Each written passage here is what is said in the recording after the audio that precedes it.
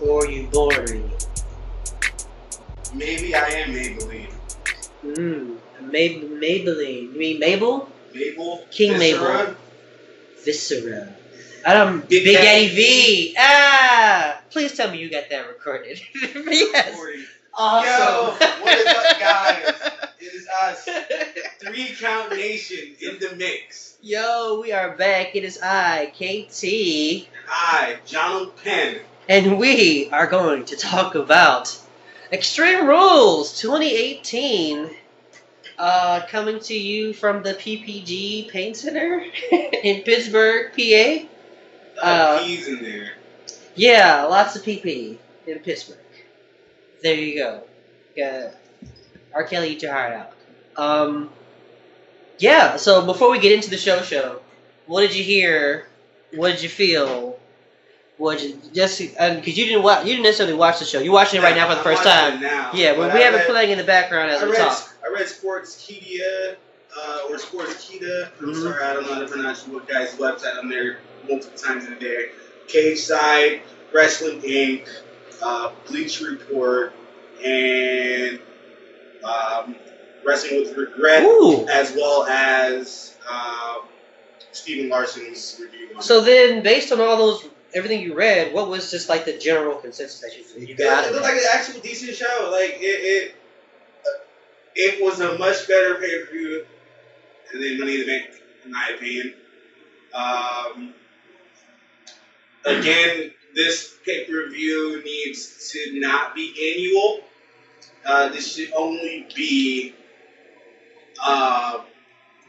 when shit gets out of hand. And I think they could actually do a really good story that they could do in 2020 with Extreme Rules, where the battle of SmackDown versus Raw, because by that point, SmackDown would have been on Raw, SmackDown would have been on Fox for a good period of time, and Raw would have been on USA. All the established stars would be different, etc., etc.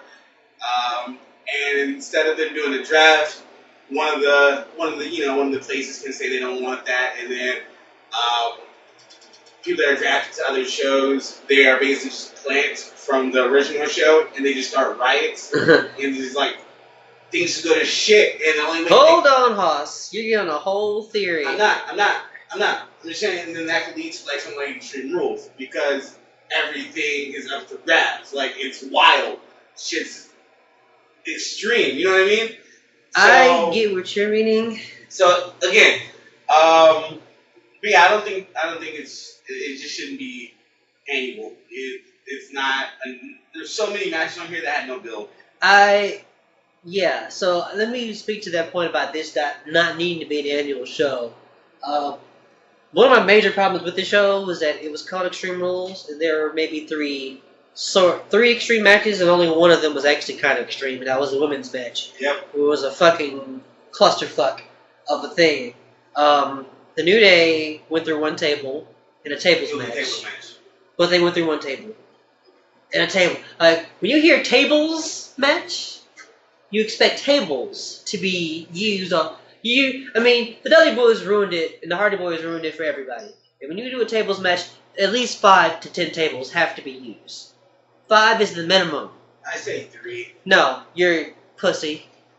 Have you done a table? I can't say that I have. Alright then. Fuck me. Yeah. Anyway, Extreme Rules match should actually have like extreme things happen.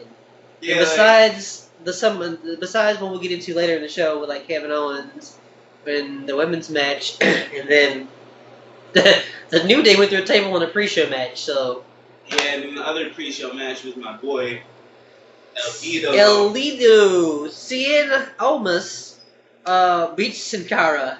I mean, this funny. This match is on the pre-show, but it had more build than some of the matches actually on the show. Like the match that just ended right here with Baron Corbin and Finn Balor.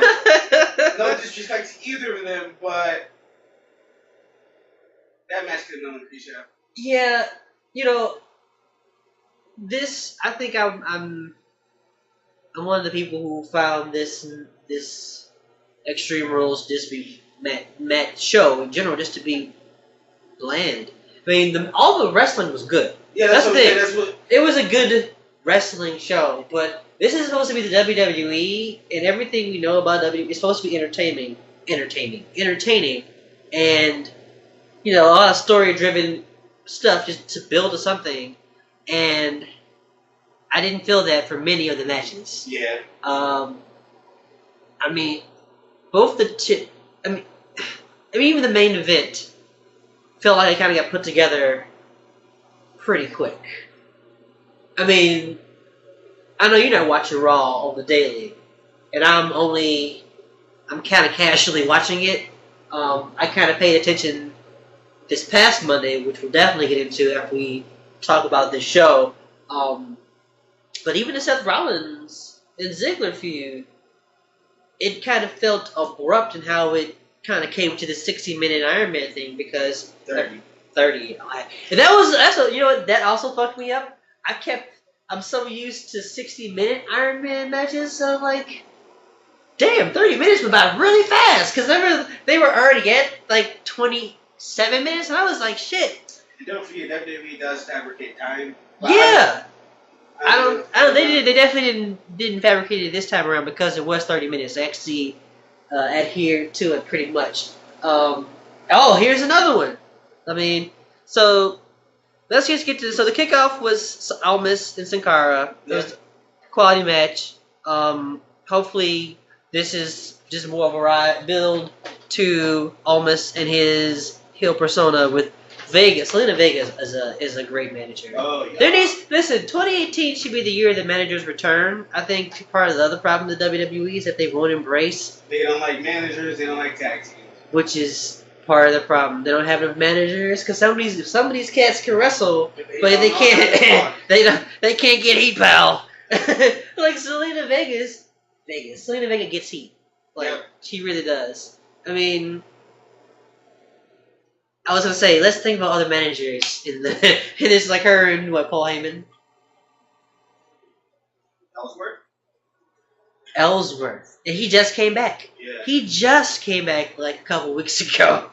And that's another match on this card that's just like... Are those the only ones? I think those are the only ones. Because Paige was for a minute, but then she became the GM. They got rid of Paul Ellering. Yeah, Ellering, literally, they shoot him away. Yeah. And then AOP disappeared too. They shoot him away, and then they disappeared until a few weeks ago. Maybe he fucked with their passport. Wait, Dana Brooke. She wrestles now, though. But she was still coming out with them. Oh, word. Okay. Yeah, but Titus Worldwide has been like up and down, so you kind of forget. Like, there's just no. Titus O'Neil. Titus. Yeah. And the other member of the New Day that's not wrestling. Any member of the New Day that's not wrestling. That's true. But that's still like what, 5? Yeah, is that 5? Yeah. Yeah, because you can't really count the New Day as like exactly. Yeah, there's still just one manager. 5, so yeah, there's still 5. So I mean, they're kind of missing out. Sanity is also great. So I'm glad Sanity is doing their thing with New Day. That was the other kickoff match. Sanity defeated the New Day in a tables match. Table match. Yeah, because they used one. I mean, it's safer for the wrestlers. I get that. But tables, man. The B team. So did you think they were going to win? Like when you saw that they were going to be? Yeah, you had that as the. No, they got merged. You know what I mean? They got. They're getting the happy-go-lucky pop. Yeah, and they literally got $25 Sharpie shirts that sell. You know, like they make the shirt for $1, and it's selling, and it's a shirt you can make. It is the year 2018. Bruh, so it's like, and they're getting over with Sharpie T-shirts. As the B team, thank you, Miz.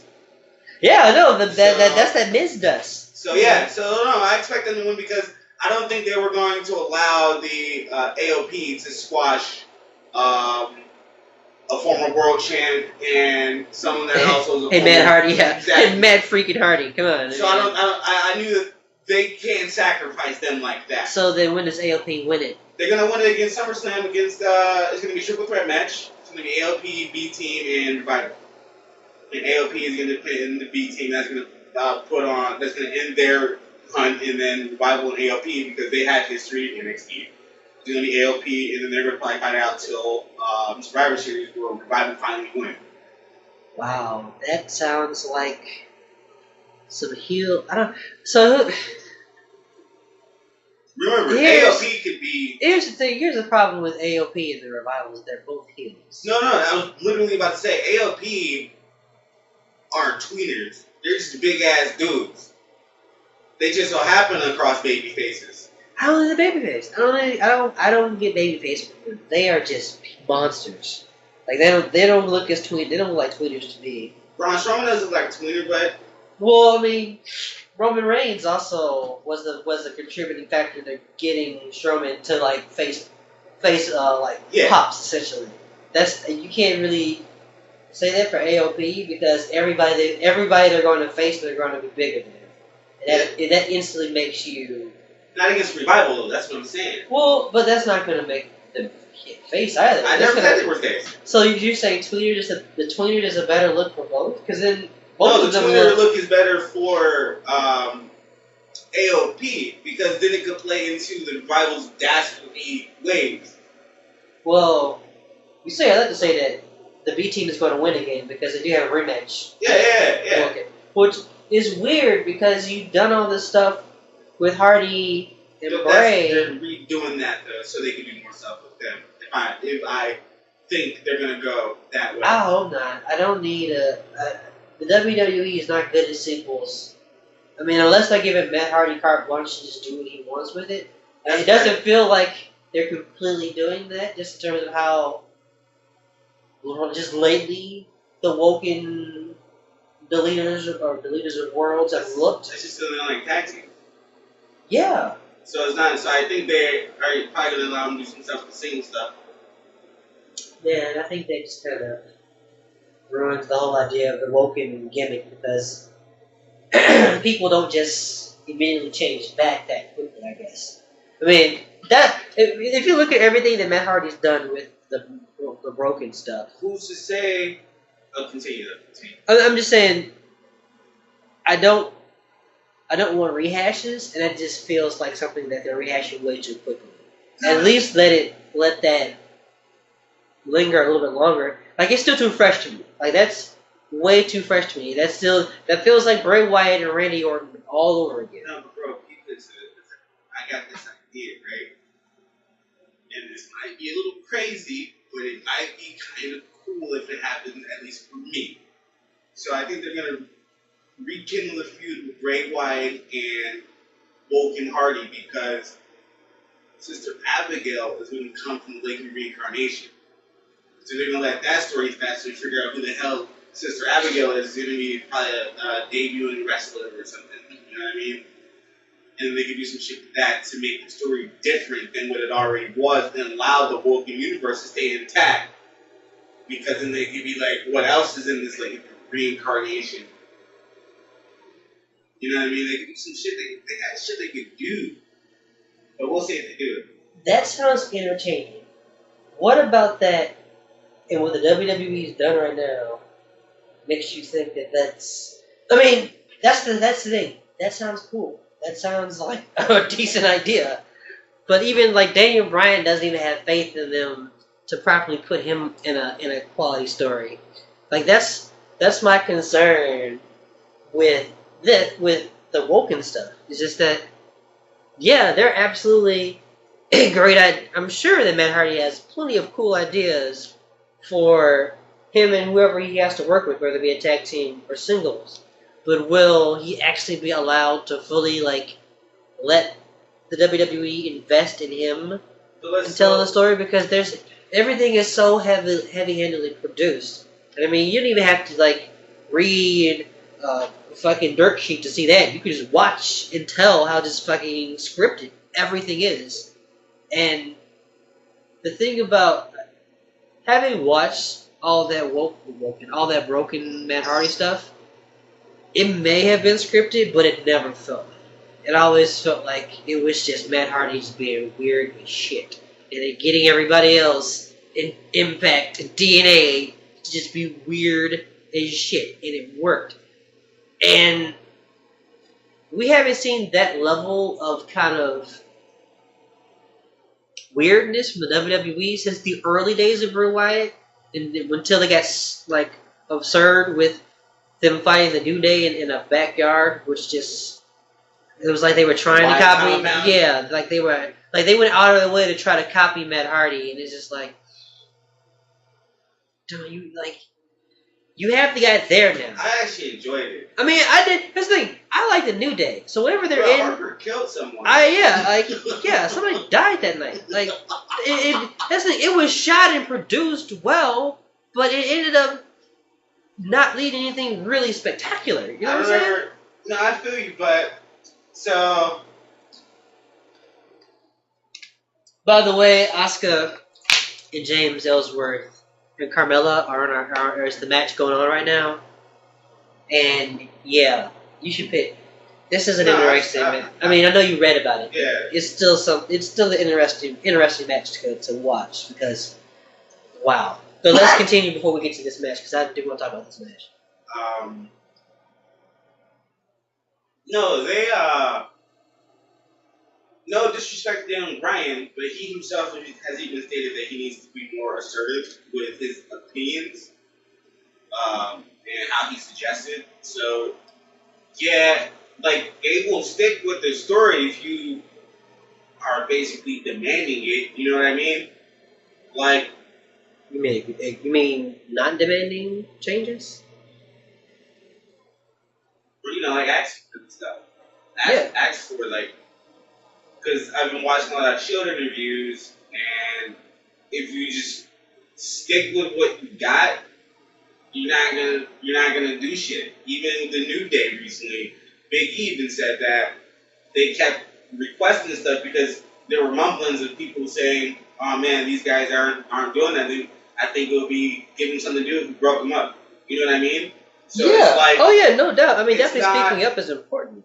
It's not that they don't have the ability to do long-term storytelling, because they do. It's just, I think they squash a lot of potentially great long-term stories because they don't think they're going to be good enough.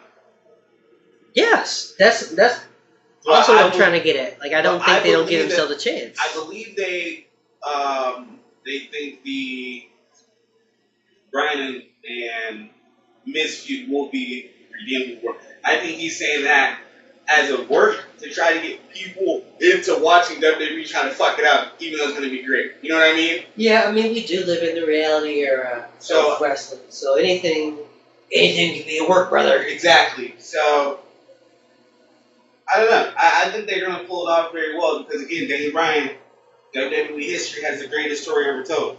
If we're going to fucking sit here and talk about it. With the saddest ending ever, but let's not dwell on that. Let's get back to the show. Hey, but we're on chapter 2 of this, though. No, let's get back to the show. Finn beat the Constable. Yeah, Finn beat the Constable. And in between that match, Kurt Angle issued an ultimatum to Brock Lesnar that he'll be stripped of the title the next night on Raw unless he shows up. And talks about what he wants to do at SummerSlam. He has to have a fight at SummerSlam. Yeah, basically. So that was that, and then we got Team Hell No getting beat up backstage. Apparently Kane had an actual ankle injury, which is why they had the whole backstage segment, which also leaves the question, how long was he injured? Right. Hey man, WWE sent a man out to give a man who has a concussion to get chokeslammed through a table. Just saying. Well, and that was another thing that led me to later in the night when Jeff Hardy match, where like everything I'd heard leading up to the show was that he's hurt, and then he's hurt. We'll get to that. I mean, we'll get to that. Yeah, get to that. But that was another thing. So that led to this match we're watching now: Carmella wrestling Asuka. Yeah. Carmella won, and Asuka deserves it. Yep. Asuka looks like an idiot. Yep. trying to like worry about James Ellsworth, who, by the way, has only been back in the company for a few weeks. About a month. I mean, on the road, but like on TV, it's only been a couple of TV episodes he's been on. It's not been for a month yet. Has it? Is it really? Yeah, because he came back Money in the Bank. Okay, that was June. I mean, that was like so he was like, it's been under a month because it's been about a month. But still, is that enough for Asuka to be that hot that she literally forgets that she needs to just beat the shit out of Carmella and win the title? I don't get it. I like. They say it's a women's revolution, except It's a white women's revolution. not even that. The white women are pushing are divas. You know what I mean? They fit the diva criteria. Alexa Bliss and Carmella. They're white as fuck. No, like let's just put it out there. I mean, it's like out of like Asuka and Nia Jax are getting royally fucked over. Like I was trying to be like, yeah, I get it. Like everybody talks about Roman Reigns being shoved down our throats, but Jesus fucking Christ, Alexa Bliss is the true Vince McMahon guy apparently, because holy shit, she's had title reigns on Raw and SmackDown. Women's Money in the Bank winner. Like, the first one that ever cashed it in. Like, same night. I mean, it's not Roman Reigns we should be, like, tired of. It's Alexa Bliss. And I am a Alexa Bliss fan since her days in NXT. Like, I love the girl. She's an amazing shit talker. I mean, that This Is Your Life segment was total dookie. Like, yeah, I mean, and that's the thing. You can tell when she didn't, when she's doing her own thing, and then she has, like, super scripted bullshit. But this whole, like, she's not a bully thing, and Nia Jax is the bully, and, like, Nia Jax keeps getting, like, repackaged to fit what they need for Ronda Rousey, I'm like... Way to be a pawn. And that's how I feel about Asuka. Asuka and Nia Jax, two of your probably... Honestly, Nia Jax may not be the best wrestler, but she fits the bill of a dominant female wrestler, yes. And they're still not using her to her full potential.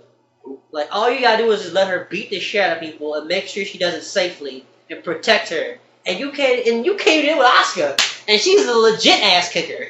It's the stupidest thing. Like, it also makes Charlotte's win over Asuka look like nothing. Because if Charlotte can beat her... Charlotte fits the build of a white woman. Yeah! And they still... And she's Ric Flair's daughter. Yeah. She's fucking royalty. And they still made her win mean not a fucking thing for more than 2 months. And then Carmella wins. Yep. And they also made that part of Carmella's shtick, too. Yeah. Like, and just to put icing on the cake for that. It's like... It makes Carmella's gimmick that much better, which, it's infuriating on one end because it's like it feels like it's sacrificing. It's sacrificing, yeah. But you did all that with Asuka in NXT, where she didn't fucking. Notice how they didn't even mention her Asuka on the reigns of longest champion in WWE. She had the longest reign in the modern era at 560 days as the WWE NXT Women's Champion. But whatever. Didn't lose it. Gave up the title when she left for the Big Show. Yep. And okay, she was the first Women's Royal Rumble winner. Super, but she still don't have a fucking title. Nope. Even the other winner of the Royal Rumble that year now has a title. We'll get to that later. Asuka is being utterly misused. I really hope she gets her due. I hope they do something with her because she shouldn't be mid-card anything. No. She gets her heat back because she beats up everybody at the end, and it's just like the dumbest thing. Just let her win. Just let her win. Like, nobody cares that Ellsworth is getting beat up. Like, that's what he's there for. Like that, yeah. That's literally it. Like have Carmella cower in the corner while Ellsworth tries to defend her, or Carmella forces Ellsworth to defend her, allow her to keep her heat, and allows Ellsworth to get beat up, and allows Asuka to keep a belt, or get a belt. But whatever, what do we know, right? I just want Asuka to be a champion. because Asuka deserves to be a champion. Yeah. Like, I don't understand the story they're telling for Asuka. Well, they just said she's heartbroken and frustrated, and she's in the ring right now. So she's crying. So I think she's gonna probably be off TV for a little bit, maybe, and then come back either as a heel or something. She doesn't something. But like what? She doesn't even need to be repackaged. She doesn't need to be re-gimmicked. They don't need to do anything different. Just let her do her thing. Like the thing that got her over in NXT should be the same thing that gets her over in WWE. Like it's not that hard. Like I feel like they're trying to outthink themselves, and it just doesn't make any sense. If we're just looking at the climate of the WWE, go look at 205 Live since Triple H has taken over writing it. It just works. There's always not everybody has a story, but when they're telling a story or create rivalries between wrestlers, it makes sense. It works. And then they have awesome matches. And then the winners of those matches get put into title contention. There's building. Things being built upon each other in terms of story blocks. Why is it how hard is it to do that on Raw? I mean, the funny part about me complaining is that Roman Reigns is finally getting that story with the stuff with Bobby Lashley, and good on them, because I still don't think Roman Reigns is going to ever get the biggest pop that Vince wants from him. He did get it though. 2015. You can't forget it was in Philly. They had fucking fire for 2 days. Yeah, with The Rock holding his hand up. No. A year later. I can't remember that. Remember,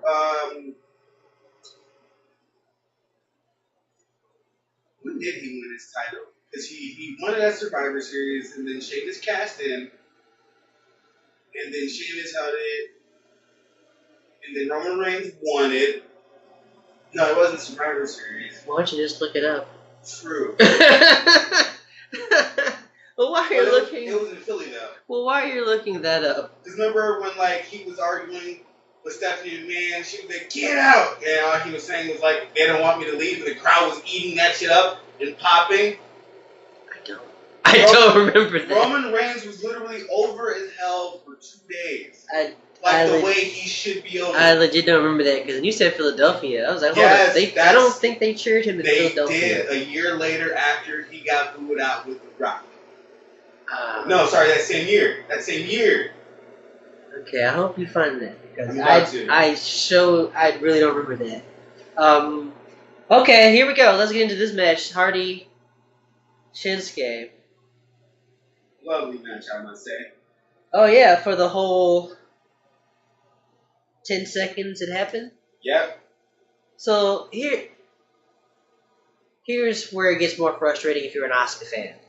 Shinsuke is finally being placed in a championship role with this really cool heel gimmick. Yeah. And it's so great. And he wins with his heel ass tactics. He keeps doing the low blow. And it works. And I don't know. Did you read any of the stuff about Jeff Hardy being hurt? Yeah, he has a back injury. So tell me why then the rematch happened on SmackDown this past. As we're recording this on Thursday, guys. As you listen to this, SmackDown has happened, and Shinsuke retained. He did win on Extreme Rules in 10 seconds after 10 seconds. It felt like 10 seconds. It was a super quick match. Talking about this one, right? Yeah. It's about 10 seconds. Yeah. So he wins. 9. He beats Jeff in the Kinshasa after he hits him in a low blow. And then there's a rematch on Tuesday. And the rematch was actually a match. At full, and Jeff Hardy does a swanton. Jeff Hardy's jumping and bumping all over the place. And I'm like, wait a second. Was he hurt or was he not hurt? Because no, you were hurt. But what I'm saying is he actually looked like he was hurt on this show. Why would you go back on SmackDown and then make him wrestle if he's actually hurt and you try to protect him, might have made the call to wrestle. Again, you got to think of it as an athletic standpoint, right? So when I play football or any sport that I played, and like even though I'm hurt, I'm still going to play. Like especially if I know I'm about to be out for a while, I got to try to make my last end feel special. I mean, like that's what Sammy's. I mean, how Sami Zayn interviewed, because that's kind of what he did basically before he got his shoulder surgeries, right? He got Bobby Lashley over. Yeah. I mean, I just feel. I mean, I don't know. I mean, honestly, you should watch the match because I think you maybe feel differently because they were definitely beating the shit out of each other, and I think if you have that many injuries you were trying to protect him, I don't think you'd have him. It was a decently length match with with Jeff taking some hits. Yeah, and it also the beatdown he took after the match on SmackDown. Now that looked like that. I mean, it's Randy Orton. That's what I'm saying. So I think they did that to add the injury. You know what I mean? Yeah, I mean that's fine. But why couldn't you just done that and let it be that on the pay-per-view? Because Randy Orton comes out and does the same damn thing. Probably not enough time. I think that's a bogus. I mean, if that's the excuse they're going with, say this often. That's a bogus excuse because like Randy Orton could have did all that shit he did on SmackDown on the Extreme Rules pay-per-view, and then Jeff Hardy could have been out, and then we could have got like a different match than Jeff Hardy and Shinsuke. Because I mean, we basically saw the same match twice. We basically saw the same outcome twice. We basically saw the same ending after the ending twice. I mean, that's my whole thing. Why would you have if you don't have the network, you paid to see a pay-per-view that you basically saw more of on Tuesday. Which also leads me to Raw. We get to the end of this show and we talk about some of the ridiculous shit that happened on Raw. We talk about the Lashley and Roman Reigns match. But, oop! There's the low blow. And there it was. I mean, that was such a clean heel, just jerk move. Yeah.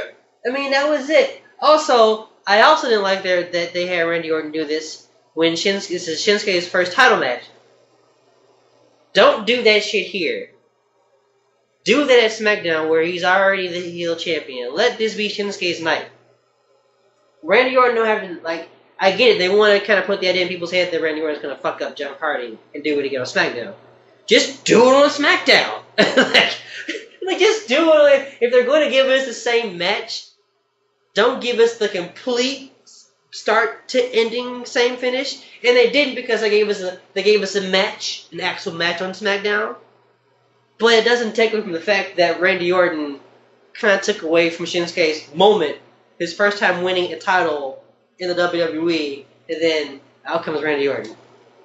It happens. I mean, let's say Shinsuke's posing right now. It's going to happen here up in a moment where Randy Orton just comes out of nowhere, where Shinsuke is celebrating, and just stomp Jeff Hardy and then hit him a low blow again.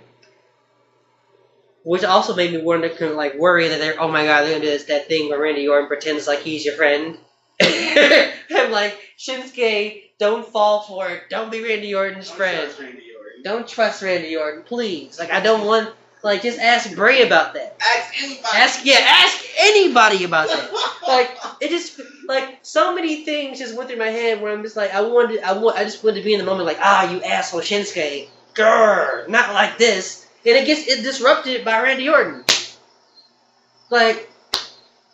This is supposed to be Shinsuke's moment. And then... Heel, bro. Ain't no moments for heels. Come on now. But he's a heel. But Shinsuke is a heel. I know.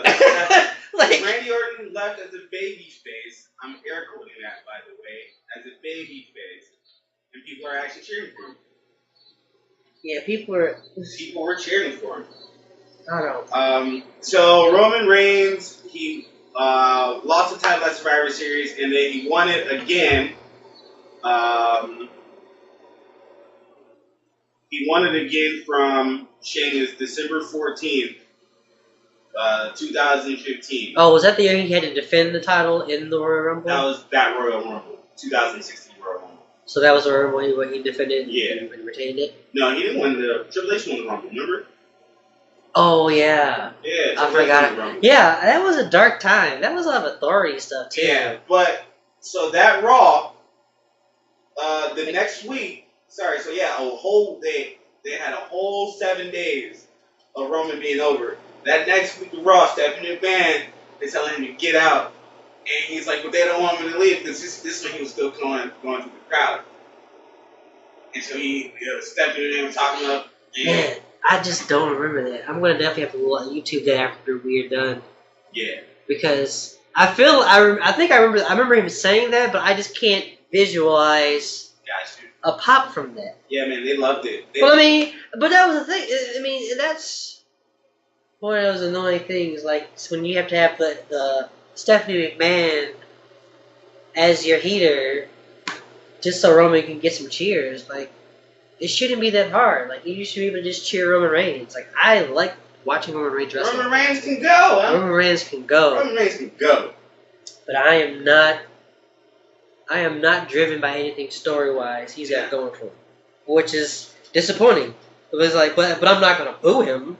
I'm not gonna shit on him because like a lot of that is not his fault.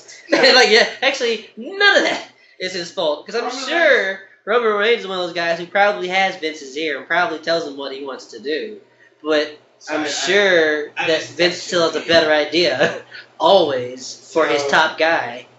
So yeah. Or perceived top guy, I guess. I mean, yeah, so there you go. But yeah, this is bullshit. Randy Orton comes in, hits him in the junk, goes away. I don't know, I think that's still Shinsuke's moment, even though you don't think so, because Shinsuke was looking at Orton like, that's my look, that's my thing. But why does he have to do it at the pay-per-view? Do it at SmackDown. They wanted to make the pay-per-view interesting. If you were just making an appearance on SmackDown on the network, they're not even going to be with much longer. Is no point. You know what I mean? Like, I get your complaint. Yeah, but so you get what I mean. Like, it all kind of stems back to Jeff Hardy's speech. If you're really trying to sell that Jeff Hardy's hurt, why would you only low blow him at the Extreme Rules and then beat the shit out of him on SmackDown when you could have just did all that either at the pay-per-view or at the SmackDown? Now, it creates the image of a fighting underdog because if you get your ass beat, you get low blow, and then beat the fuck up during your defense, and then you still want more, then you're like, wow, this dude really can. But this is Jeff Hardy, though. Like, we already know that about Jeff Hardy. Like, that's the thing. Like, that makes sense if it wasn't Jeff Hardy. But how many people, like, again, not many people know Jeff Hardy. Still, I know that sounds insane. That sounds. It's not that it sounds insane. I think we're living in a day and age where you found that clip for me of Roman Reigns. If you want to know about Jeff Hardy in any of his matches where he's been an underdog, it's literally at your fingertips. Like, we're living in 2018. You can't act like you don't know about these wrestlers. You watch them on the network. You know, bro, like, you know what I'm saying? I mean, you're right. We live in the internet age as well. People act like morons on Facebook every day and don't know a fucking thing from left from right. So I get what you're saying, but I just fall down. I just fall on the side of like, it's just Jeff Hardy. I mean, Jeff Hardy's been everywhere. It's not even like he hasn't just wrestled for the WWE. He's also been hanging out in the Indies in TNA for literally 6-7 years. I mean, longer than that actually. If you want to be so, that's kind of why I think that's not a crazy idea what you're saying, but it can't be Jeff Hardy. Like if that's somebody who if that's Finn Balor, that's Finn. That makes total sense. Of course he's gonna want to come back on SmackDown and still fight. But when it's a guy who's who is hurt, why would you have him look? John. If you watch, I'm telling you, he looks stronger. Like, he looked tired when he came out on Extreme Rules. Like, he looked hurt. Like, I was like, man, Jeff doesn't look like he's ready to wrestle. Like, that was just me just kind of like... That's what I'm saying. I think Jeff decided, okay, since I'm doing this rematch... So yeah, but that's just not... It doesn't work for anybody else in the story. I was literally about to get to that. So, the reason that's why Orton attacked, they needed a way to allow Nakamura to be champion and allow a new feud to open up. So this is creating a feud between Orton and Hardy, and Hardy just happened to be in the championship match. That's what I'm saying. So it needed to wait just so this clears up Nakamura for someone else. So I agree with you, but they could. What I'm saying is, they could have just done it on one show. Don't stretch it out. SmackDown. This probably got more views than SmackDown. This is what I'm saying. So then why do it on SmackDown? Why repeat it? But if what you're saying is true, which I can see, because I mean I didn't look at the number for SmackDown. Aren't gonna watch this. You know, like. I mean, they're gonna watch this if Orton beats the shit out of Hardy. It was like, well, and then they're gonna want to watch SmackDown to see why Orton did it. Like Orton didn't even say it didn't even explain why he beat Hardy on Tuesday. He just said you gotta wait. And apparently, if that's the case, we have to wait until Jeff Hardy comes back from being injured. I mean, I'm hoping that Jeff isn't hurt as much as bad as they say he is. Like I hope like he's able to recuperate and get back in a timely manner. That was the other thing too. Like if Jeff Hardy's hurt, what's the point of having? I mean, now what's next for Randy Orton until Hardy comes back? Like depending on the timetable. That's what I'm saying. Yeah. So like, it's weird because it puts the title in this weird position where it's like, well, he did it during both of Shinsuke's matches, and then he kind of eyed Shinsuke too. So it's like, are they also planting a seed that he may, like you said, have a rivalry possibly with Shinsuke? Which I'm like, I don't want that. What? I don't. I mean, I know Orton. Listen, it's heel. Why do you? Oh, true. Hey, heel isn't always a bad thing. In this day and age, I feel like the art of making heels get booed is lost on the fact that everybody's a good wrestler nowadays, or a perceived good wrestler. So Randy Orton, as bland as I think he is a solid wrestler. He's gonna get cheered. I mean, he still has the biggest pop move in the history of anybody besides Damon Dallas Page. So, and that was smart of him too, of not doing the RKO both nights. I'll give him credit for that. Like, they're leaving the RKO out of all things right now, which is also great heel stuff. Which makes my point even stronger that you can't do Shinsuke versus Randy Orton, because then you make Randy Orton a face once he gets the RKO, or you make Shinsuke a face, which they may do.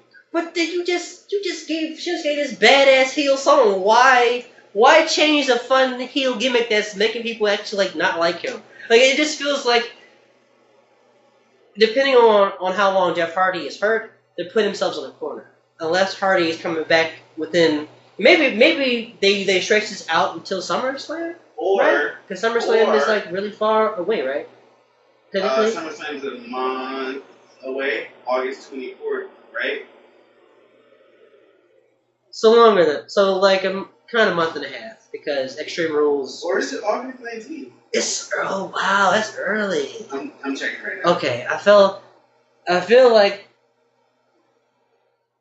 depending on how long Hardy's hurt, this scenario can be totally different things. But I feel like we can chomp on that discussion as long as possible. We got to keep going with that to talk about Extreme Rules. While you look for that, I'll talk about the next match. August 19th, exactly a month away. Yep. Wow. Yep. That's not far. Nope. So what I'm thinking is, for the match we were just watching, I believe that Ty Dillinger is probably going to be the next opponent for Shinsuke Nakamura. I thought they were supposed to go with Samoa Joe. That's over with. But Joe beat his ass. Yeah.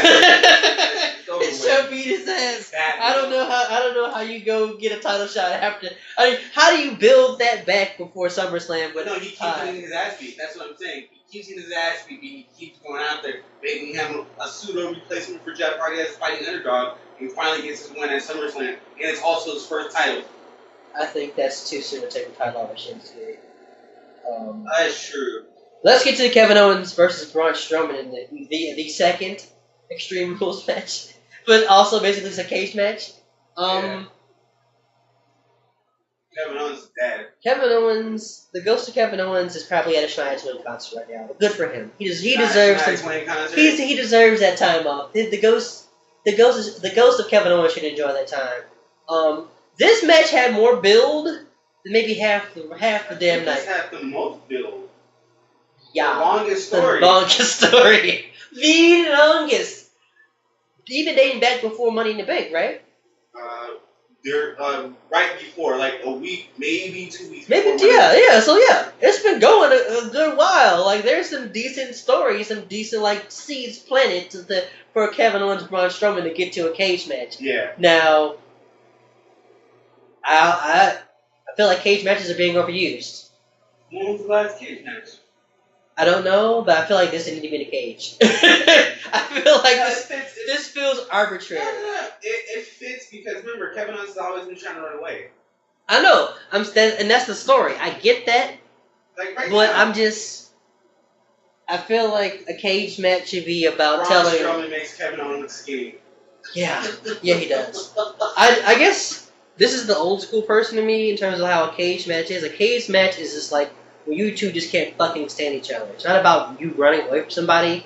It's just that no more interference for a title, and this is like the third or fourth big match you've had, and it's like we've done every other match. Let's do it in a cage. And when's the last time? Right, Cat? They even the categories. Yeah, thanks, kitten. Thanks, baby. Thank you. But okay. I'm sorry. I agree. Ha. I don't think there was this build to that. I think that if you want to not have them run away, do a bull rope match. Do something where they're just like tied up and got to wrestle. I don't think that's PG anymore. The bull rope match? Yeah. Oh, because you gotta get blood. You gotta get colored, brother. Well, whipping someone on TV. Well, no, it's just a rope. No, one has someone not beat someone with that rope. I mean, it's not like it's a whip. But it's being portrayed as one. That's like 90% of the time. John, a man's gonna get thrown off a cage here. A man's gonna get thrown off a cage here in like 7 to 8 minutes. How many kids can go and jump off a cage though? Nigga, there's a park down the street.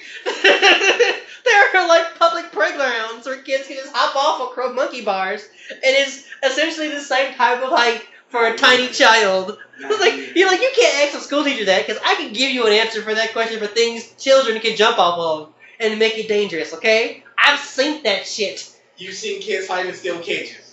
No, okay. But I've seen them jump off.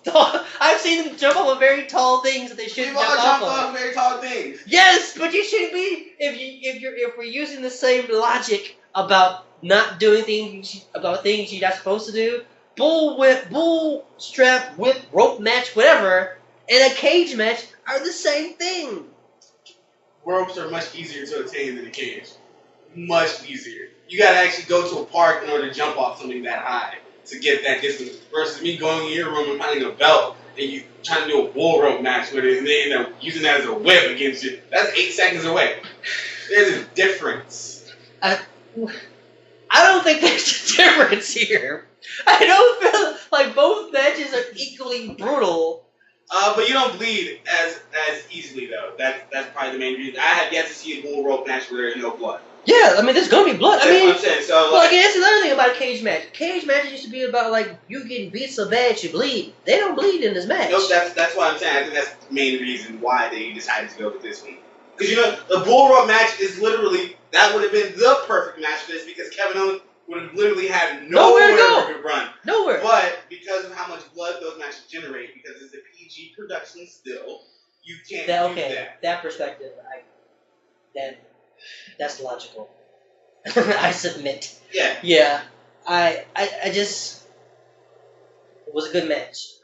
Oh no, it was a good match. This was literally the E in WWE. This match. This was absolutely an entertaining match. Homage to Mick Foley for sure. Thank you, Mick. Right, on the anniversary of it, right? I think that was the actual anniversary night too. A month later, it was June 18th, if I'm not mistaken, right? Oh yeah, you're right. It was just the same. Same premise though. Same the same thing. It was a homage to because it happened recently. I mean, and this was another moment for Kevin Owens and Braun Strowman. That's another thing. So like the two right guys are in this match for me to not overthink it because I didn't overthink it. Like I'm in hindsight I'm overthinking it because I'm like man.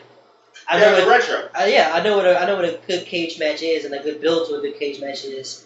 And this, while it's two good performers and two really equally good wrestlers, I think their time could have been better used. But the match we got was one of the better matches of the evening. So Absolutely. I'm not going to stress it, but also Kevin Owens needs to stop being put in positions where he has to fall off of shit so much. Because also, he just went through a fucking table on Raw. And before that, he went through a table. Didn't he go through something too on Money in the Bank as well? Don't forget last week's Raw where he got thrown off the stage in a porta potty. Yeah. Yeah. It's, I mean, but that's, all those, but even being protected, I mean, it's still like... that's what Kevin Owens is about. Like, let's not lie. That's what makes Kevin Owens great, is his body durability, even in Ring of Honor. I mean, yeah, everywhere he went. Everywhere, bro. Very it's his thing. He's the modern era Mick Foley, who happens to be much more sturdy. Minus the injuries. Exactly. That's what I'm saying. You know what I mean? Okay. I mean, I'm not gonna argue that. I think Mick Foley worked a more hardcore style, which didn't need him to protect his body too much, whereas Kevin Owens knows when to pick his spots. And that may be just wisdom and seeing what Mick Foley did. He is like a 15-year veteran. Yeah. And then just kind of understanding the wrestling business. I think he found a better way of sustaining himself. Yeah.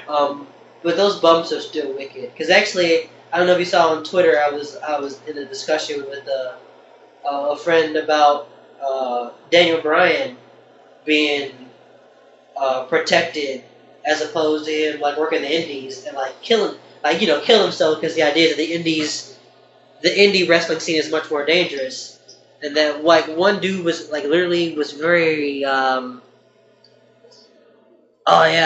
Bryan goes back to the indies, he's gonna get hurt. So it's like, well, did you all like? I think there's this misconception, because I attend a lot of indie shows around here in the Chicago area, and I watch a lot of indie wrestling as well. And honestly, there's a lot less crazy bumps than you think. No, it's not. It's not just that. For the Daniel Bryan comparison, because I see what he means. Again, this is off the Daniel Bryan interview. He got into a real heated conversation with Triple H, because Triple H called the match early because he ended up getting a concussion during the match. Triple H called the match short. And he and Bryan came nose to nose in a hollering match. And he even admitted that, yeah, I knew I was hurt, but I've worked through worse. As though that's good. You know what I mean? Like, no, and I understand that. When you go through and endure injuries, you don't really care.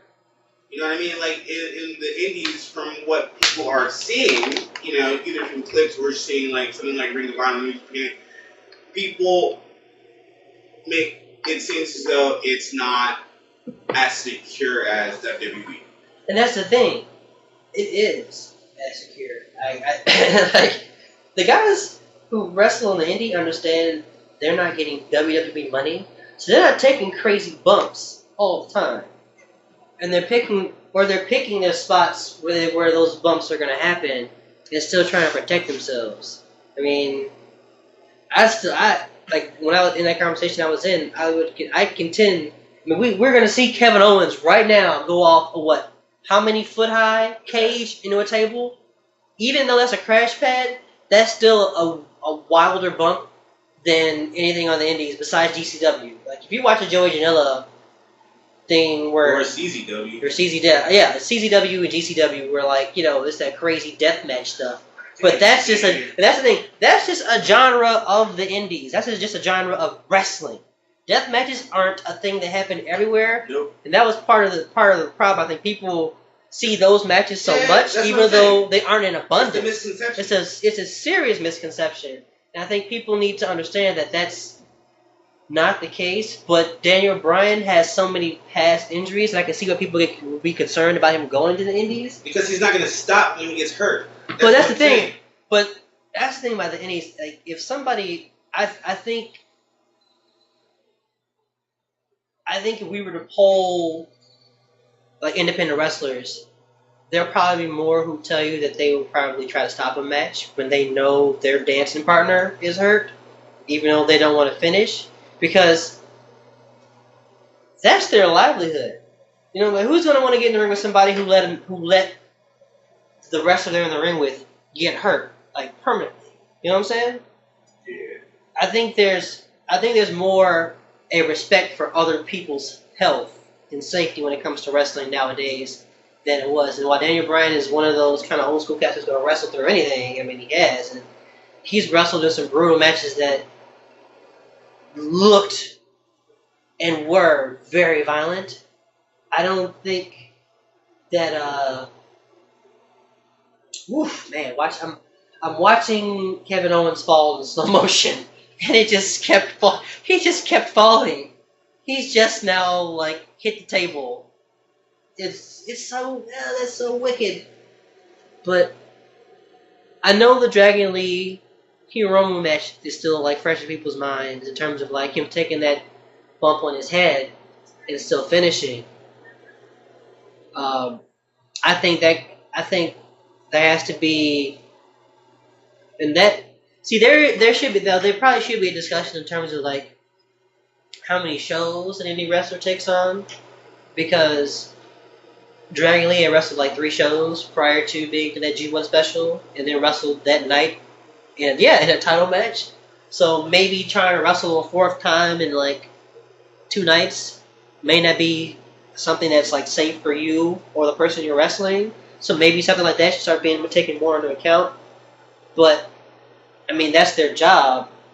And apparently Dragon Lee wrestled through all 4 matches and then did the match the next night. So maybe there is a discussion still to be had about maybe WWE and wrestling in general. Like just wrestling in its whole bubble needs to discuss like maybe giving guys time off. Maybe actually discussing, okay, are you hurt? Okay, let's work around that to still have a decent match instead of just like we gotta fucking get all of our shit in and wrestle this crazy stuff. Because I mean, right now we're seeing Kevin Owens like being stretchered off, and then we know it's not real. One day that's just gonna if what people are kind of talking about in terms of like stop people's wrestling styles or how often they wrestle, we're not far away from actually seeing that on WWE TV where somebody actually gets hurt. But yeah, that's my, I guess, little monologue about wrestling safety. I think the next match is going to be Rusev and AJ. No, I was wrong. It's the Bludgeon Brothers. Team Hell No. Oh, that's ironic. We're talking about Daniel Bryan now. So an excellent segue. Yeah. Excellent segue, Daniel Bryan. Thank you. So speaking of Daniel Bryan and injuries, Kane's injured, so it's a 2-1 match. I think, if I remember correctly, I think I actually paid 0 attention to this match because this is another one that had light bill. I mean, they did the little thing where Daniel Bryan walked past Bludgeon Brothers and they gave him a fucking look. And he gave them a look. And it was kind of like, okay, that's cool. And then they just hot-shotted that shit with Kane, and I'm just kind of like... okay, so I was always happy with Team Hell No coming back. They were one of my favorite tag teams. And they already have shirts, which also look kind of neat. And Daniel Bryan's Team Hell No gear on Sunday looked cool as hell. Wait, Team Hell No is one of your favorite teams?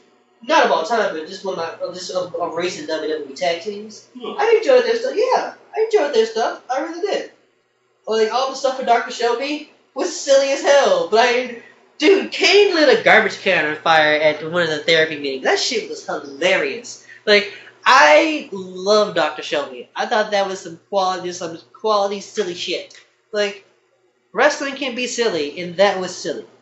But the moment this happened, where they just kind of brought Mayor Kane, or baby Mayor Kane back in, it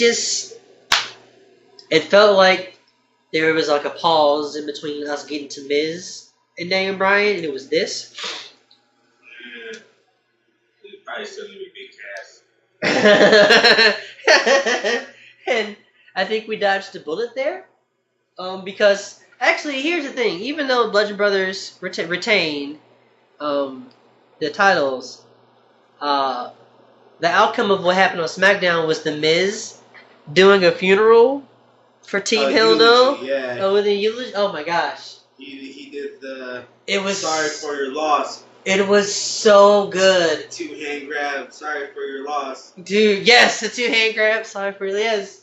It was so good. Like I think you saw I retweeted some of the clips. It's just tremendous. I mean, The Miz is so good at being a dick, and it's hard to boo him because he's so good at being bad. But you gotta boo the man for respect. You gotta boo the man for respect. Yeah. You gotta boo him out of respect. Boo that man because yes, that was perfect. So even though I didn't have many feelings about this Bludgeon Brothers match, I liked what it gave us on SmackDown because there was nothing here for this Bludgeon Brothers match. Nope. There was nothing here, man. Like, and that's not the fault of Bludgeon Brothers or Team Hell No. I just don't understand why they don't like tag teams. You have tag team titles. You have tag teams, and you've got enough tag teams across both brands now. If we're being honest, to have some decent things happen. We keep talking about this like they care about the tag team division. Yeah, we just talked about that with the B team that they don't. So, but they just keep throwing together random dudes to tag. Like, and they literally brought back Kane for this, and then he gets hurt. Yeah. So what was the point? I think the stuff with the Miz on SmackDown was just like that saved whatever this angle was because there was no angle there. There was nothing there with Team Hell No and Bludgeon Brothers. I think it was just so there was a rumor circulating around, right? From the ending of this match, depending on how the match ends, would kind of depend on what the future holds for Daniel Bryan. Supposedly, is what the rumor has in mind. In that rumor, if they lost and then Kane turned on Bryan, that would mean that his deal is just going to be short term. But if they were to win, then he signed a contract. But I think Kane actually got hurt. But Kane actually got hurt, so they didn't win. But where are we at? Hour 2. Okay. But Paul Heyman come out. Paul Heyman tries to do a shtick. Kurt cuts him off. Says he needs to get his boy out here right now. Obviously, he's not there. So, what they decide to do is that there's going to be 2 triple threat matches that on Raw. So you know that part. Yeah. So, tell me why they put Seth Rollins, who loses, they put Finn Balor, who won, but then they also have they had Strowman in the match in one of the which cool, and then who? Strowman wasn't not Strowman. They had McIntyre. Drew McIntyre. McIntyre. Got my big men. Got my big guys. Yeah, McIntyre, Finn, and there's McIntyre, Finn, Seth Rollins, and Roman. So, and then Bobby Lashley. Yeah. So Lashley wrestled. And Bobby, nope. It was Elias. My terrible guitar riff. So they put some really interesting people, even some dudes who lost on the pay-per-view the night before, in these triple threat matches. So you're like, oh shit, maybe we're going to see Finn Balor get a chance to get his title back. Oh shit, Elias may get like a time to get some shine and like talk some shit. Oh shit, even Drew McIntyre is here. So it's like, whoa, okay. I know you're giving me the most dummy look, and I deserve that because I was not going to watch Raw. I was going to watch it muted in the background while I played comp on Overwatch on Monday. But Kurt Angle called 2 quad triple threat matches with guys I'm invested in and fans of to wrestle the 2 dudes who are wrestling right now. who one loss. And they're going to end their wrestling again on Monday. Like, Roman Reigns lost a match at Extreme Rules and still wormed his way into a possible title match. A possible main event at SummerSlam is what he got. But Tell me how the company's against him? Tell me how the company's against him. Kurt Angle said, "Oh yeah, sure." Like, here's what Roman said for his part of the script when he came out to be a part of the triple threat match. He's just like, he said basically said he owned up to this shit he lost. But he's like, "I'm just here to fight. I just want to fight somebody." So Kurt Angle should put his ass in a singles match and say, "Cool, that's how you'll fight," and then let everybody else be in their triple threat matches, or call out like an extra person to be like, "Oh, here's the other man for the triple threat match," and then maybe that could have been Bobby Roode. Maybe that could have been Roode. They could have did 3 triple threat matches and have a triple threat match to determine who gets to be 1-on-1 against Brock. And somehow Roman Reigns would have made his way in. Yep. Roman Reigns, Bobby Lashley, and Bobby Roode. 2 Bobbies and Roman. 2 Bobbies and a Roman. That's dirty. That's very dirty. But that pissed me off. I was so mad, but I couldn't believe I had to watch 3 hours of Raw. I was tight. But here's the other thing about Raw that also frustrated me, but also was pretty cool.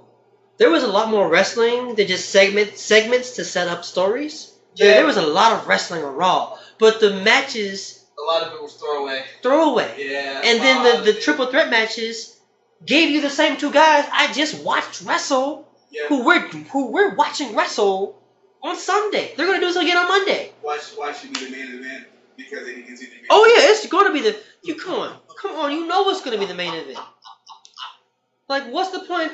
What's the point of me watching Raw? Now I felt, dude, the face you made of me while I was trying to break all that shit down is how I felt at 10 o'clock. Like, I felt like a fucking mark. I felt like a fucking dummy.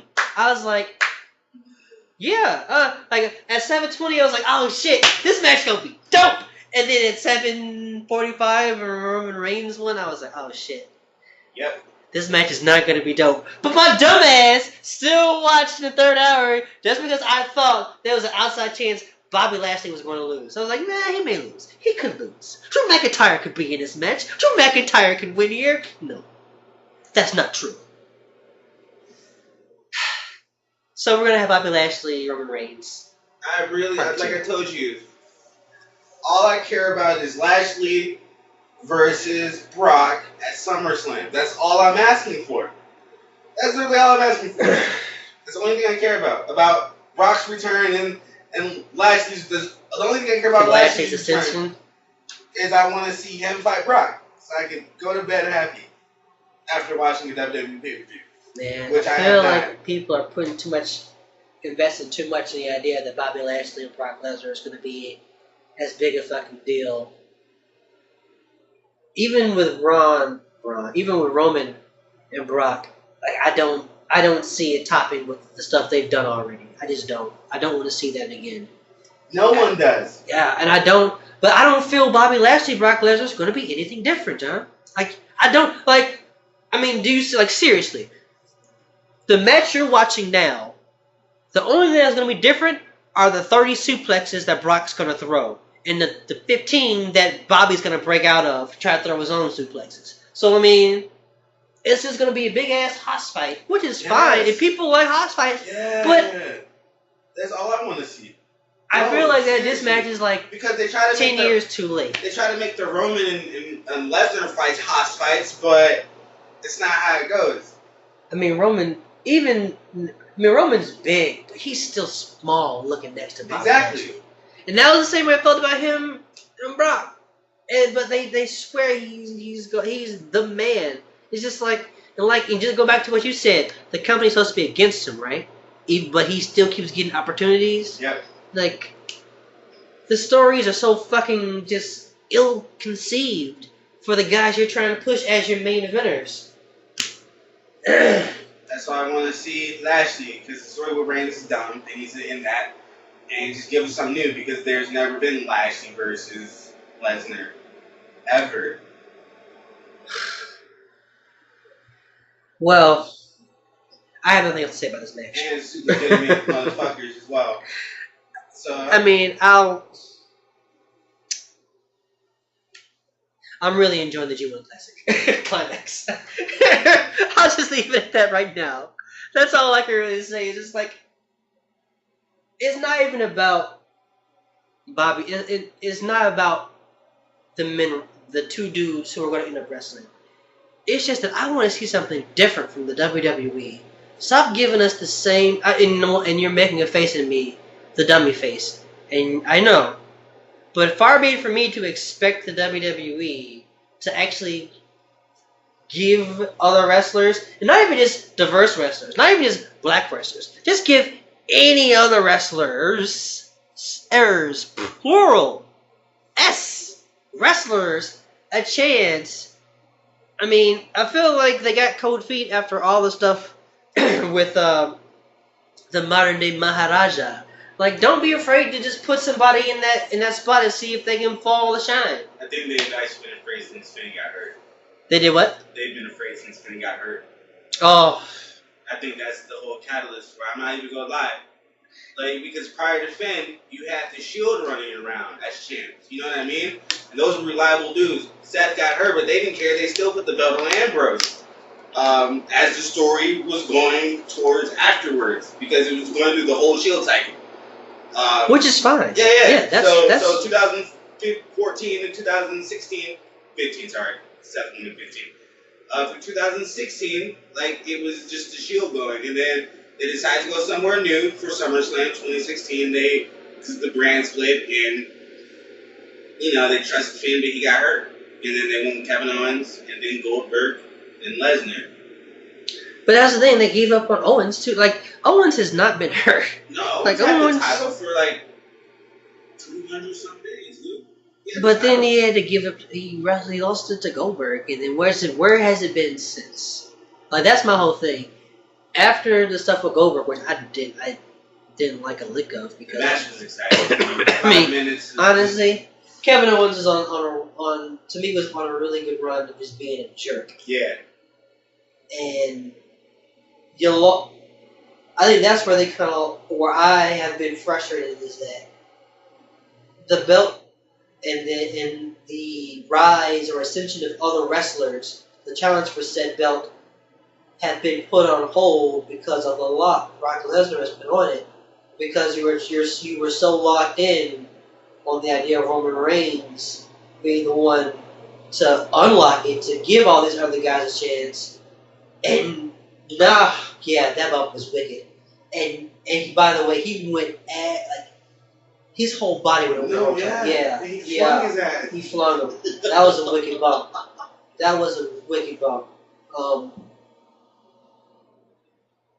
But now you've had to correct course and change so many times. His head hit too, so rough. Oof. He got a big ass head. He lucky it was with that thick skull of his. He really is. He really is. But nothing has come to fruition in terms of like Finn getting a chance, or hell, I mean, Seth Rollins has been on a hell of a run. That's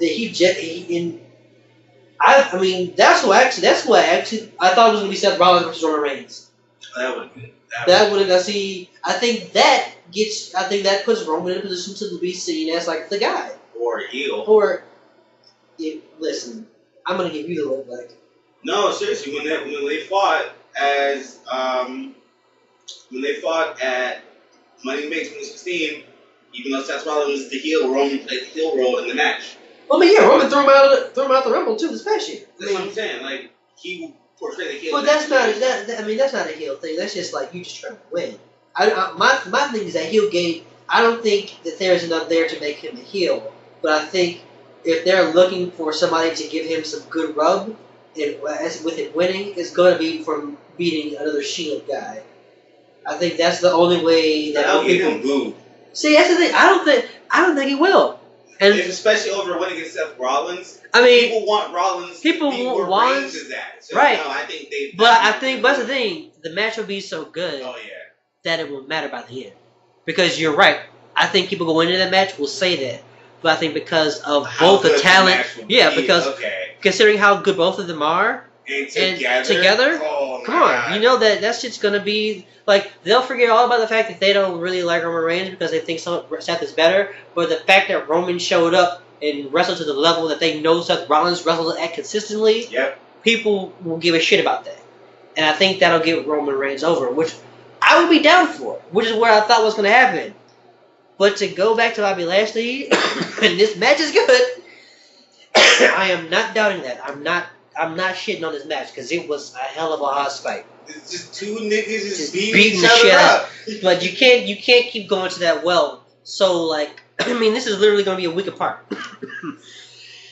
This match is going to be a week apart again, and I think that's part of the reason why. In the chat, I was like, we gotta make sure we're watching other wrestling shows because there is just the opportunity to see diverse matches, to see different things happen, to see ridiculous stories told. I spent the last, just a sidebar for a second, I spent the last couple of days watching all 100 episodes of Being the Elite. Wow. Yeah, I know, right? Once again, that Simpsons, Simpson clips of me, like, Yeah. I'm blind. I'm blind. But, John, they told so many stories that set up angles in their matches, not just in Ring of Honor, but in New Japan. And those same angles are still playing out as we speak right now. We're getting Alpha Club versus yeah, and we're getting actual Bullet Club infighting with the Tongan side of the Bullet Club against the Elite. Of the Elite. Right. Yeah. Like, there's... No, I've been following ever you must say... we're still in the sidebar. Yeah, absolutely. But ever since he was like, yo, we need to start watching other promotions. So I shit you not. I spent about a solid 7 or 8 hours just Naito research. And That's a good research to get into. The only reason why I decided to go Naito was because my homie Andrade Cien Almas. So, like, I didn't know that he basically betrayed Naito. Yeah. And, like, yeah. Without Almas, Naito wouldn't be. Yes. Like, that's why he's so... And Almas is so fucking... Man, so I was watching their tag team matches. Yo. Like... Dude. Yeah, Cien is that dude. Once WWE allows this man to go... Yeah. I thought I was a Seth Rollins fan. He's that dude. Almost Naito and Rollins are probably my 3 favorite wrestlers on the planet right now. Dude. Like Naito and the shit he does with his eye. Naito's the man. Yes, dude. Yes, welcome to Los Angeles. Listen, I know I rock a ton of Bullet Club stuff, but welcome to Los Angeles. I love Lij. I told you. Lij is for the kids, baby. Lij is like what's up, man? Lij is for the kids. Like that's my next shirt. I'm getting this Tranquil shirt. Like. Lij is for the kids. I love Naito. That's the mentality I'm gonna go for now. The Tranquilo mentality. Just fucking chill, man. Just be chill, man. Be tranquilo. Be so tranquilo you fall asleep during press conferences. Dude, he does it every year. Yep. It's the greatest. It's like one of the best parts. Did you see the montage on Twitter where it's just him in different suits? Yes. Just different colored suits. Just I don't know. It's wonderful. It's like one of the best things. Yo. Thank you for that. Because like we've said, and that's why our next couple of episodes are going to be really exciting because we're going to get more into those other like brands of and just like other brands of wrestling.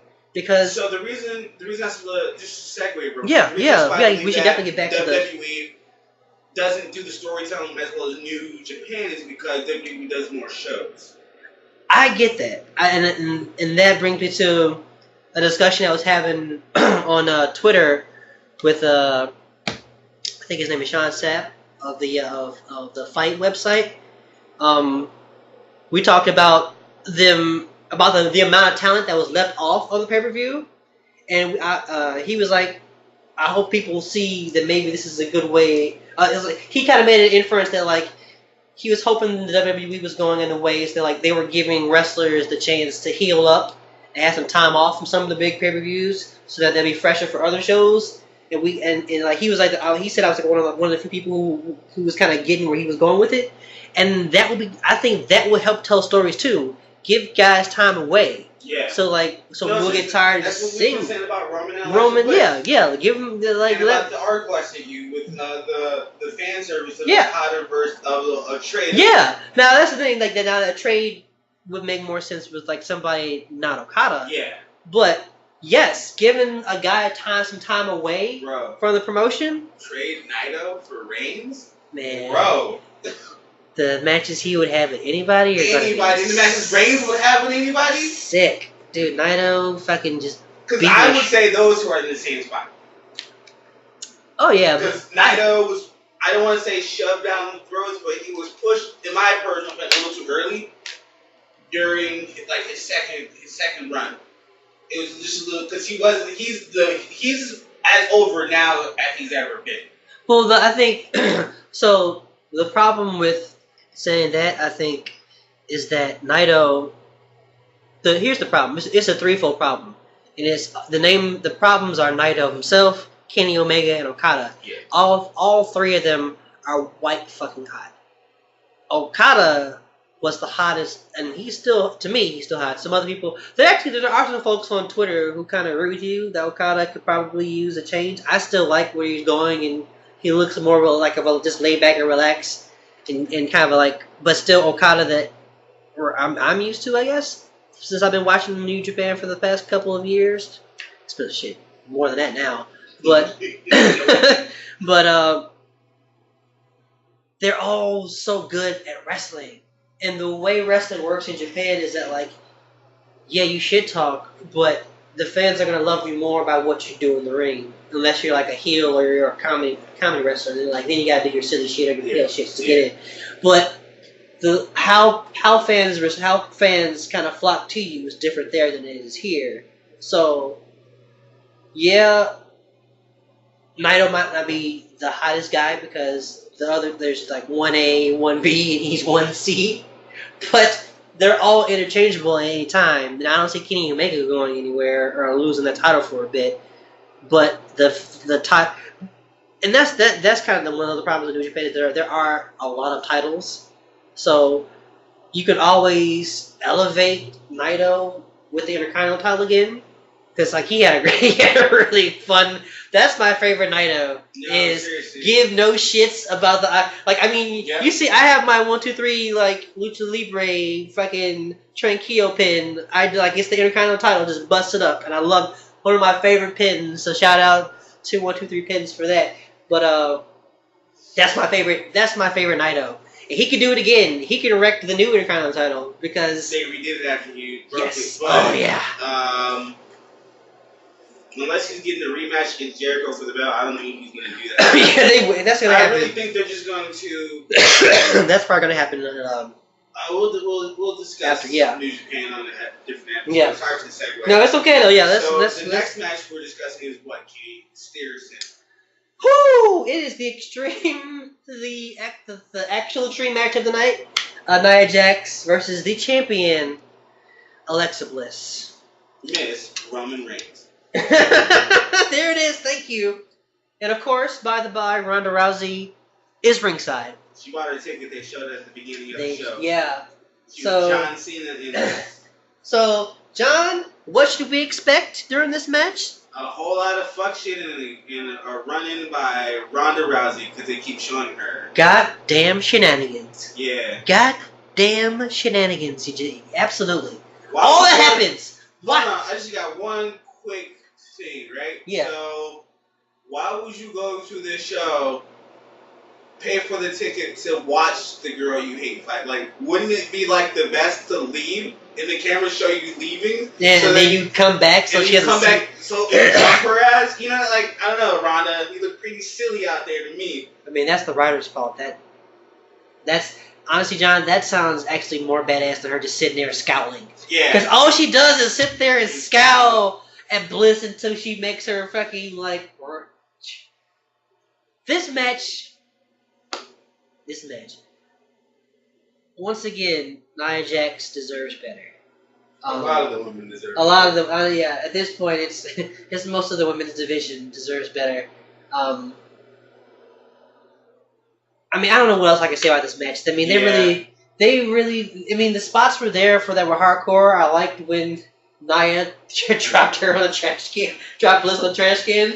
That was pretty cool. And I forgot she did that. I forgot she broke the kendo stick in half. That was awesome as well. But it all meant nothing. It was all bullshit. It did nothing but set up Ronda Rousey versus Alexa Bliss. Hopefully it's a triple threat Extreme Rules match essentially. It's not like what have we got? What makes you think that they're going to give Nia Jax the opportunity to get any shot at SummerSlam?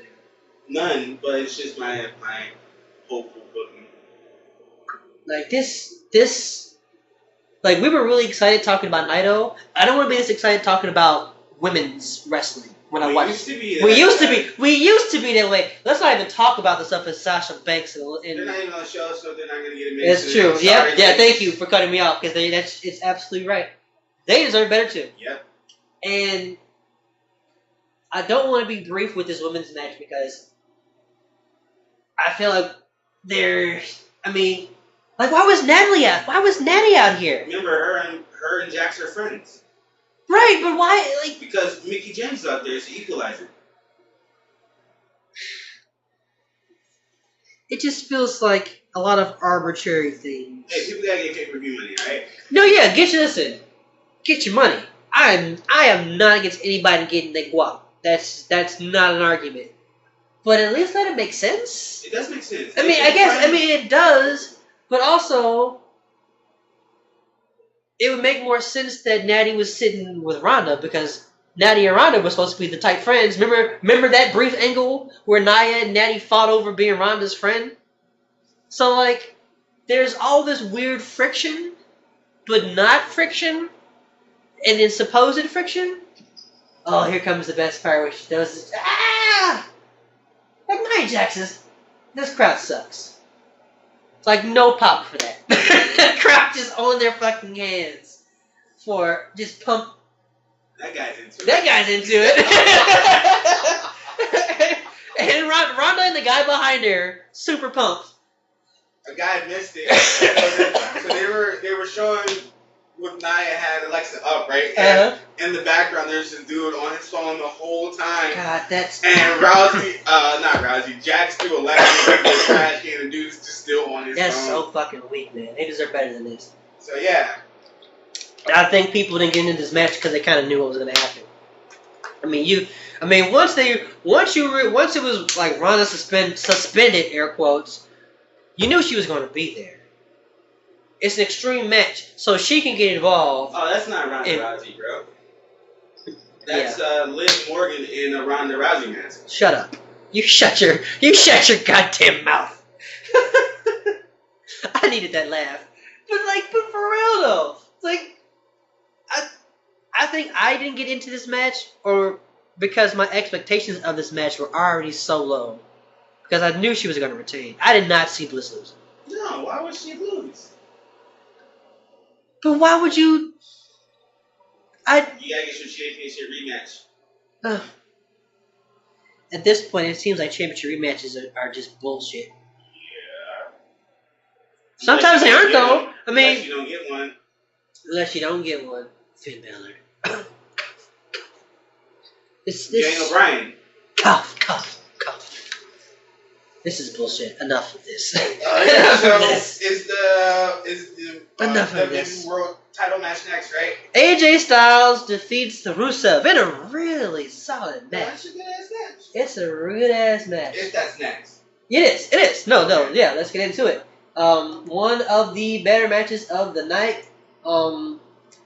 Rusev got a lot of offense in on AJ Styles. AJ Styles, being AJ Styles, works the leg. Because you can't do the accolade as strong with a busted leg. Busted leg. Calf crusher all day, baby. Yeah. And they're really good building up the calf crusher because that's what almost tapped out to on SmackDown the same week. So they're really building that as a strong move. You know what else they were building as a strong move? Rusev's Machka kick. And guess what AJ Styles kicked out of? Machka kick. Yeah. Oh, so they're just making AJ's... Oh, he's going to probably fight Joe. So they got to make it. Yeah. So I'm excited. I'm excited.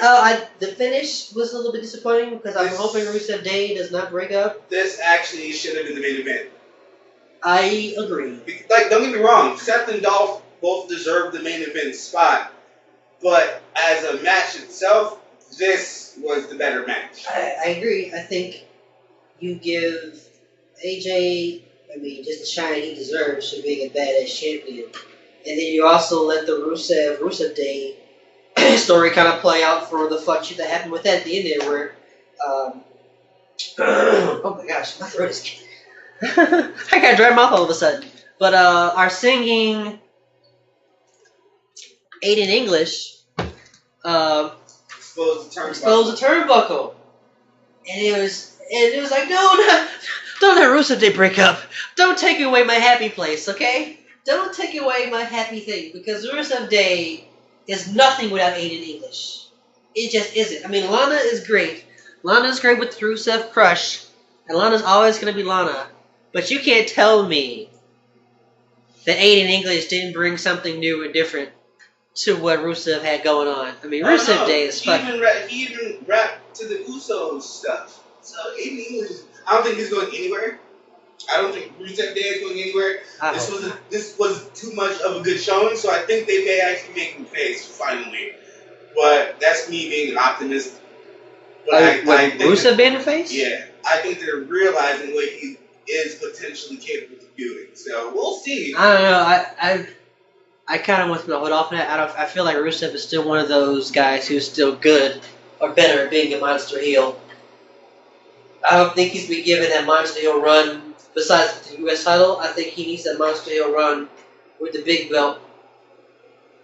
And then when he becomes a face, it'll be that much cooler. But that's just me. I don't think it's a bad idea for him to ever be a face. I just think he needs a little bit more time. Because, this is the other problem with, I think, wrestling in general. It's hard to tell who's just a heel. As much as, we love Rusev Day is still supposed to be, a heel. Yeah. But I can't see him as a heel because I love what he does. I just love everything about the character. The Miz too, though. Yes, but also for the Miz, I actually dislike the Miz when he does shit. When he does heel shit, there's oh my god, you're a fucking coward. But Rusev is just gonna beat the fuck out of you. Like Braun Strowman, he's just gonna beat the shit out of you. Unless you just leave and you keep talking shit to them, they're going to murder you. Alright, that's cool. Whereas the Miz, it's you bitch, you gonna run away? Okay, you ain't no real dude.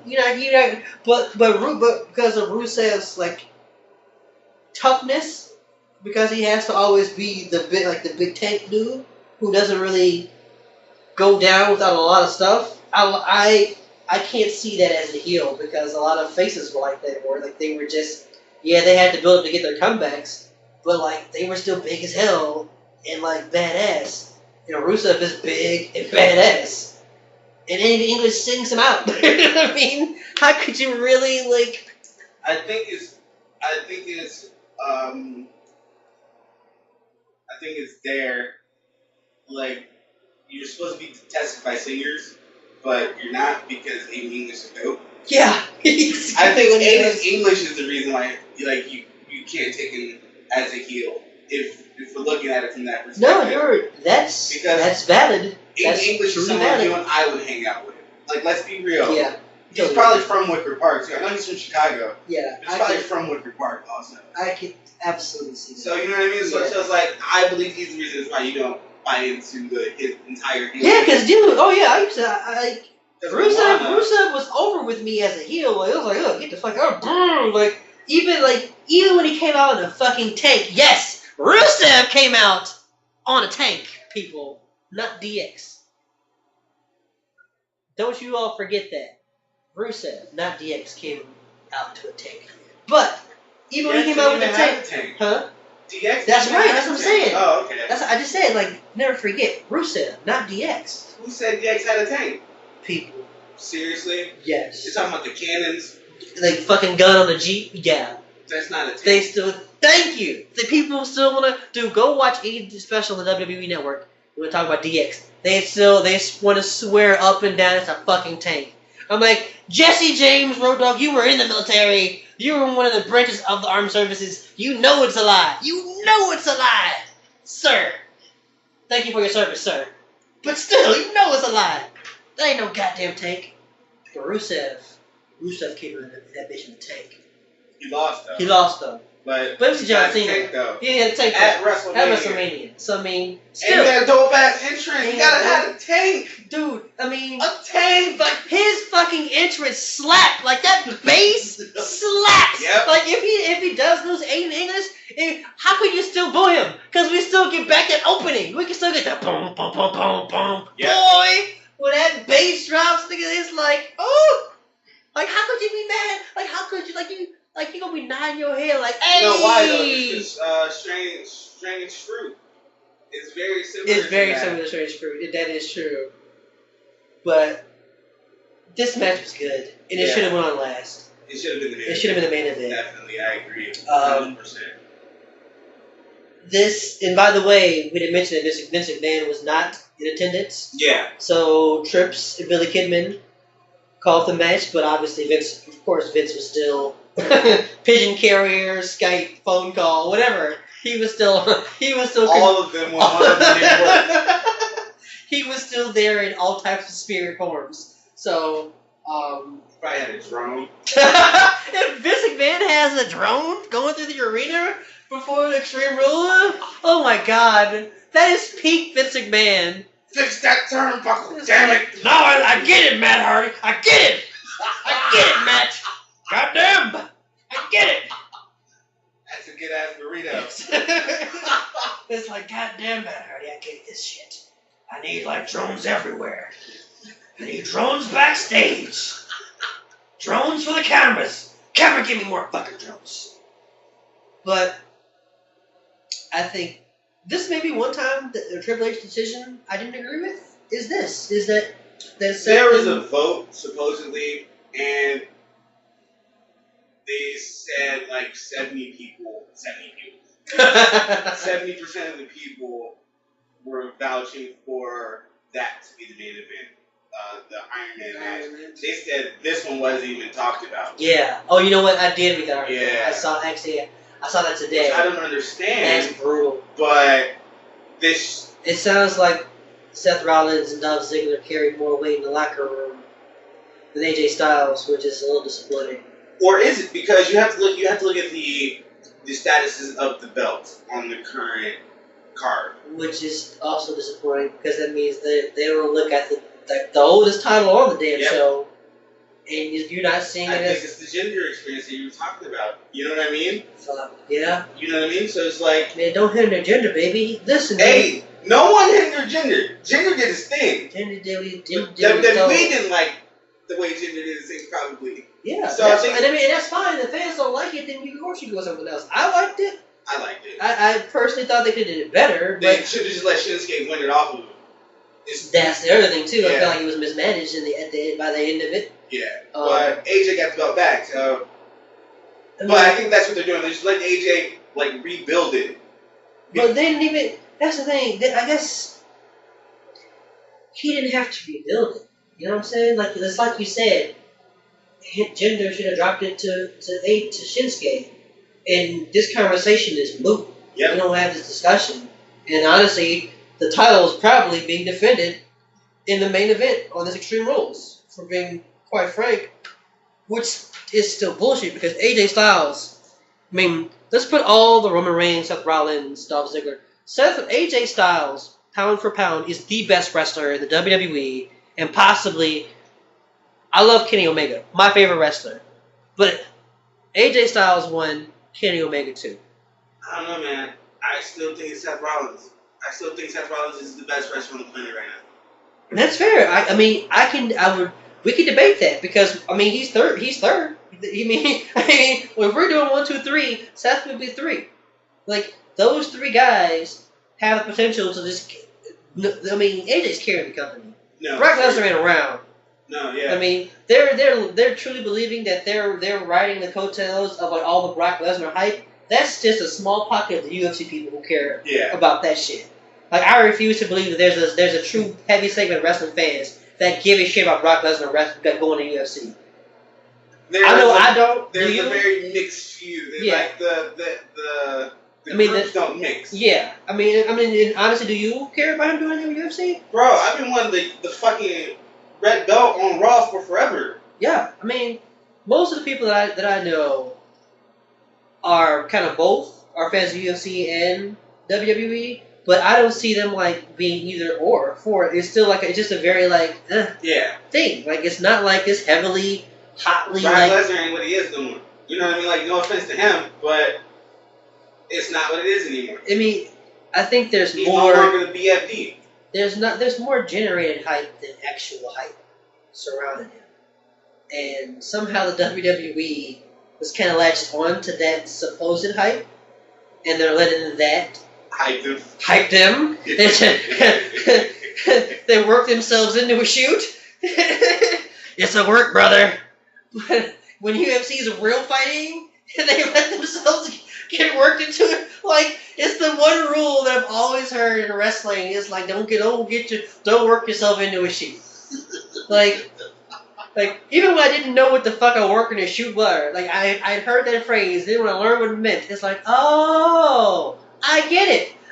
The WWE is not following their own fucking rules. This is like they're and some of this lays at the feet of stuff with Rousey and some of the other MMA cats who've come in. I mean, you can't even say Shayna Baszler. You have the whole MMA 4 horsewomen. Yeah, I mean, Shayna Baszler though, that's how you bring an MMA wrestler in, MMA fighter in and build her up.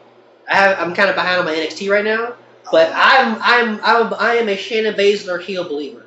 Like, oh yeah, I know. That's probably gonna be my weekend because I'm broke. So I'm not going out. I think we should probably start discussing NXT on the show. Yeah, that was part of my discussion as well. I say after SummerSlam though, not immediately, but after SummerSlam, once we get all the news stories and all that stuff, progressing, then we could start discussing NXT. No doubt. It's the last match. Yeah, let's get into the last match. The crowd almost went wild, bro. The crowd almost wild. Oh, that's like he got out of the mosh kick because his foot. Yeah. So yeah, okay, yeah, they really make that move strong. Yeah. Yeah. See? Yeah. See? It clicked now, right? Oh, you should have said kick. Oh, nice. Accidental pun. Nice. Oh my goodness. But you see what I mean? What they're trying to build him up with, right? So Rusev's gonna get his day. Rusev's gonna get his day. Did I get there? Yeah, Rusev Day. Yes, 2 for 2. Girl, we're on fire. Oh my god, we just don't want to leave Rusev in the dust. You can't stop talking about Rusev or AJ Styles. They deserve real talk. Think about this. If they leave Rusev in the dust, shit, every segment's gonna end up with the Rusev Day. Rusev, like no doubt. So absolutely. They're never gonna leave Rusev. You know that it's gonna be a thing. Okay. Ziggler, Rollins.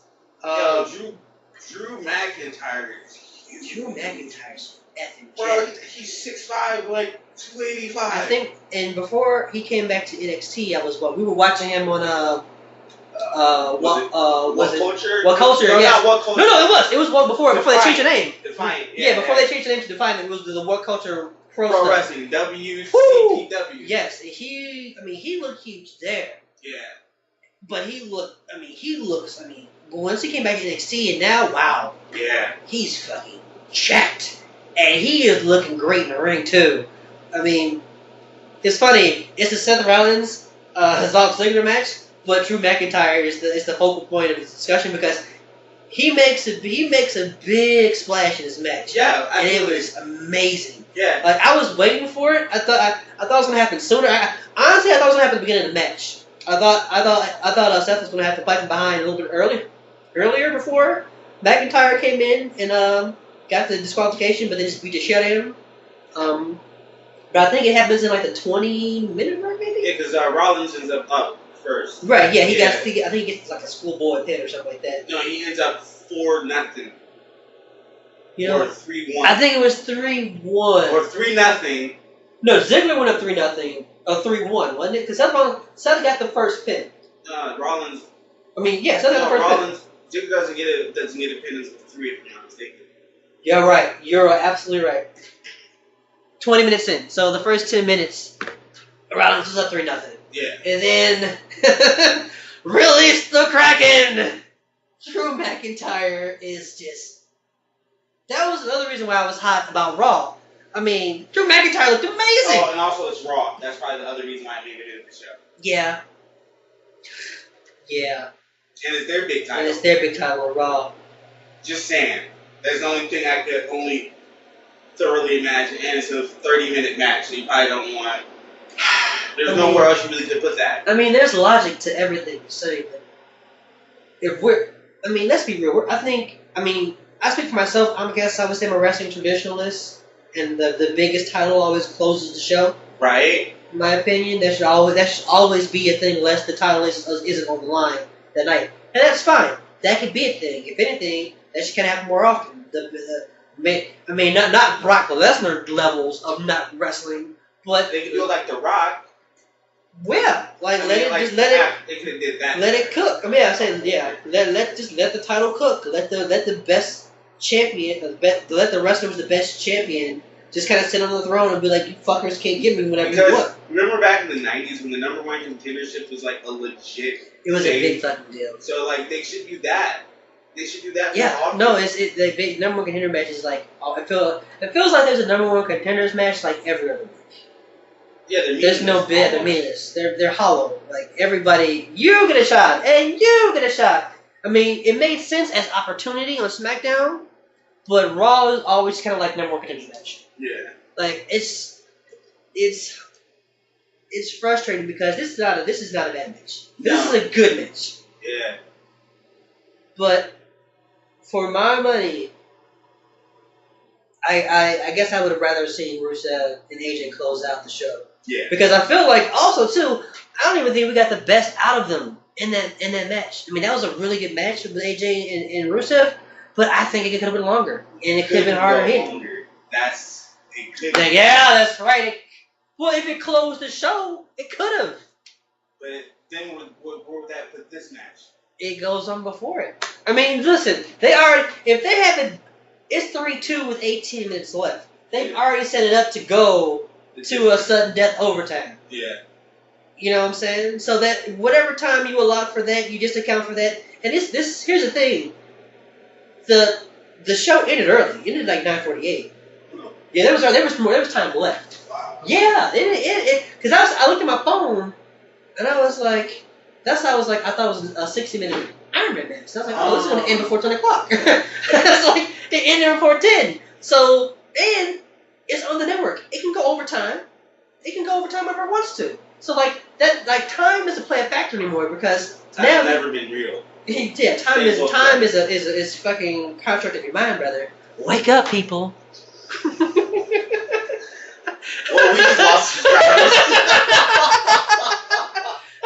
I'm just letting you know, brothers and sisters. Time is just in your mind, brothers, okay? It's just in your mind, sis. Don't let it bring you down. Like fucking Seth Rollins is on his face right now. Also, kudos to the Evil Knievel types that Dolph Ziggler wore.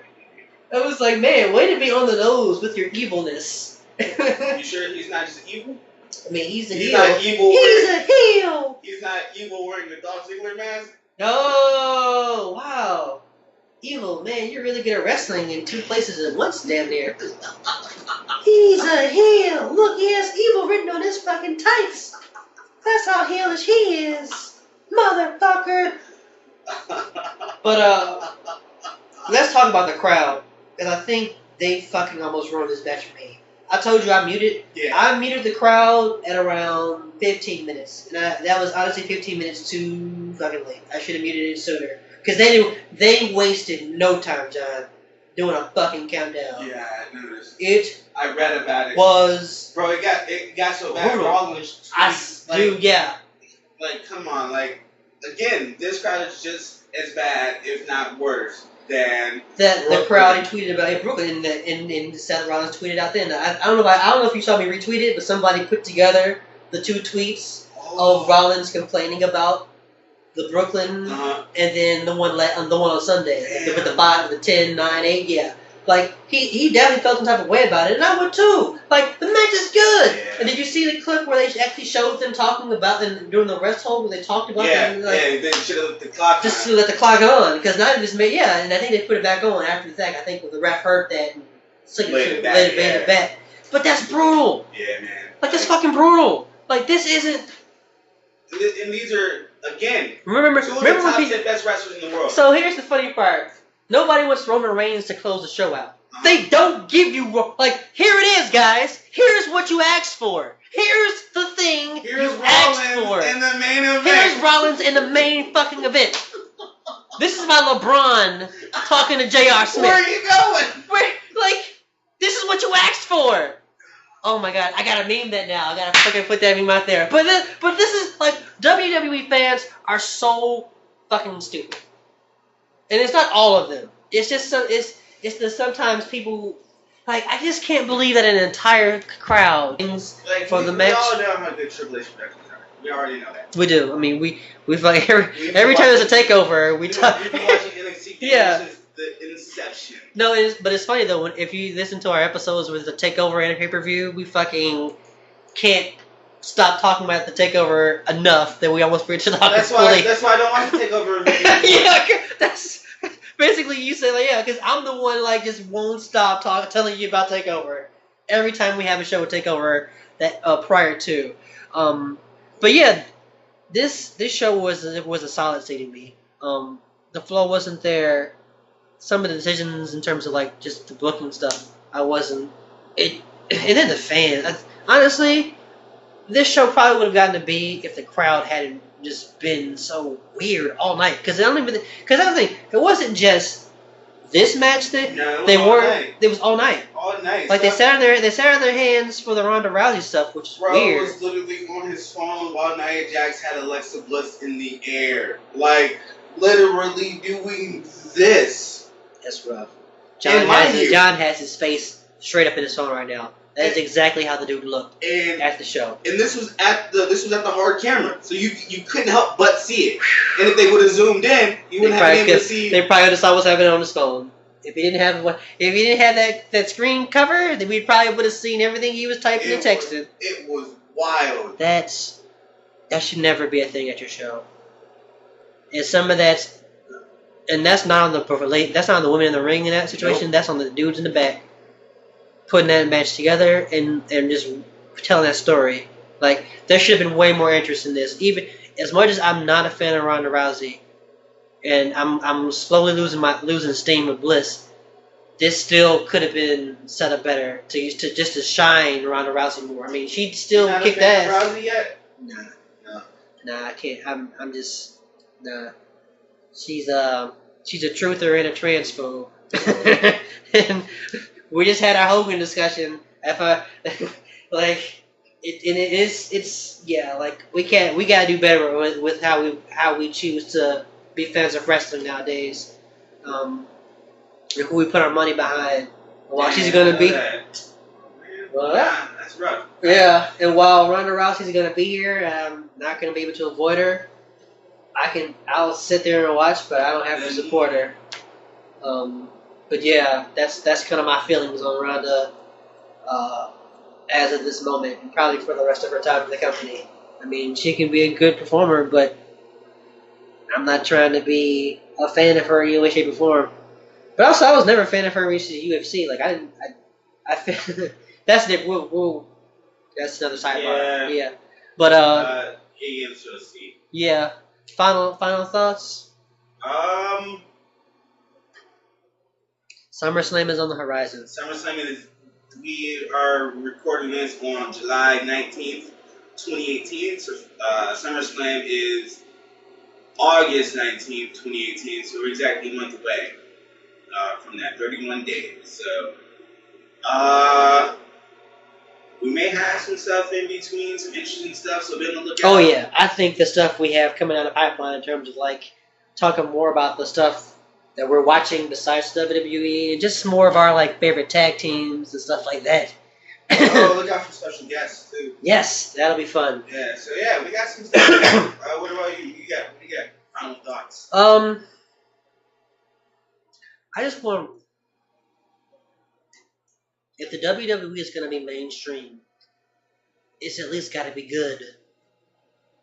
It's got to be. We'll see what Fox does. That was exactly what I was getting ready to go. It's like if this is what Fox is getting into, then boy, Fox, you got some. You have fun with that. But if we see some changes in titles, and we see something like they have a month, in all honesty, to really get the WWE. You have a month to get your affairs in order. Do so, please, because in a month I'll still be watching the G1 climax, and by that time I'm going to want to watch some WWE because I'll have watched damn near 1 million matches of New Japan Wrestling, and I'm going to want my bubblegum wrestling of WWE with just fun, silly shit. 91 matches. Oh yeah, something like that. Brother. After we're done hanging out, I'm going to get back to watching the matches I missed this morning. And then I'll be up tonight to watch Night 5 here at around 4 a.m. Okay. So, yeah, I'm in for a treat this weekend. Cause right. WWE, you got a month to get your stuff. Yeah, see, exactly. And there's Ring of Honor stuff. I mean, we got All In coming up. And then, dude, like... I still haven't got a ticket. I believe in you. We'll see. Yeah, and, well, yeah. But yeah, guys, 3 Count Nation, signing out. Peace.